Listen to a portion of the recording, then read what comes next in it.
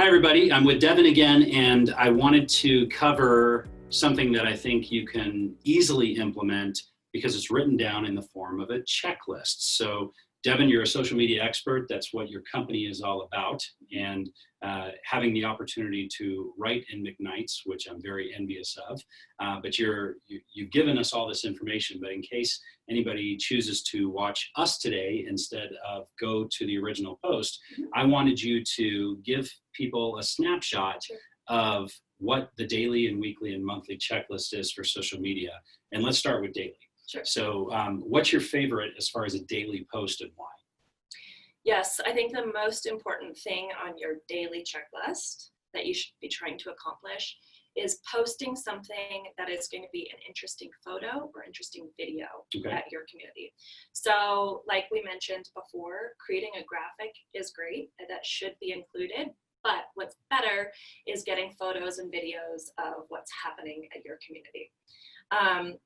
And then posting those in a fun, interesting way. And it doesn't have to be coming up with the most clever caption or anything like that. It can surely just be a photo of Rosa, who just had her 89th birthday, and it's a picture of her with her birthday cake, with her friends, or maybe something interesting that she did that day, or a fun reflection that she had on her past year, something like that. And one more thing that I might add on that front is people might say, well, I don't have time to go gather all those photos all the time. And I hear you. That is like the bane of my existence. I 100% hear you and get it.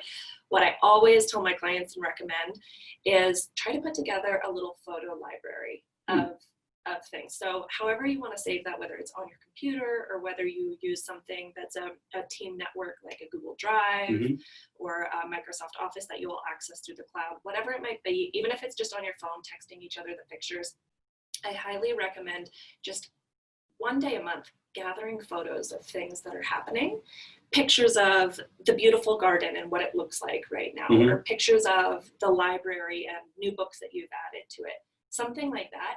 That doesn't have to be posted that day. You could post it 2 weeks from now and it could still be relevant, right? Simple, easy access. Yes. Right? So in that regard, you might have 20 pictures in your photo library or 100 pictures in your photo library that day, and you think I need to post something interesting, just hop into that photo library, grab a picture that still seems timely and relevant, and add something about your community. Nice. Now, by the way, guys, just for time's sake and a bit of a teaser, she's just giving us one or two of the daily things. There are more, and you can get that directly from her. Yep. Let's jump to weekly. What's important to do weekly? Weekly, I highly recommend checking what posts are performing well on your Facebook or Instagram, whatever the channel is that you're using, and promoting those posts just for a few dollars. So go into that a little bit. Yeah, so you're probably wondering, okay, well, how do I figure out which posts are performing well? Right. So you can do that either just through simple anecdotal evidence by seeing how people are commenting on a specific post. Say people are commenting something, things that are very positive about a specific post, and you can tell that your community is engaging with it. Gotcha. That would be a great post to promote.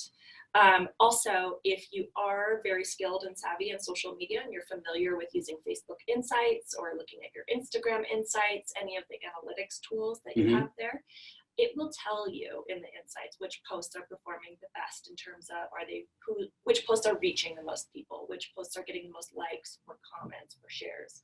So Facebook will make it very, very clear for you, and then you can go ahead and boost those posts as well. Awesome. Yep. Monthly. Monthly. I always also suggest checking back on what you've done, because oftentimes we get so busy just moving forward, just checking things off the to-do list like we're talking about here, that we just keep thinking, okay, well, today all I have time for is posting, and that's what's going to happen. But I think it's really wonderful if once a month you can set aside 20 minutes to 60 minutes to review which posts are doing really well. And let's say that, going back to the example of the garden. Let's say that people are loving posts recently about the community garden, and maybe the residents are working in it and they're building their own planter boxes, or things like that. You'll be able to tell that's what the community is really interested in hearing about right now. And so you'll be able to see, okay, this is what's working. Continue more of those kinds of posts. This is what was crickets. Nobody engaged with this. Let's maybe try to move away from those kinds of posts. Yep. And then continue reevaluating on a monthly basis like that. Great. Now, one question about reviewing on a monthly basis and seeing what's working.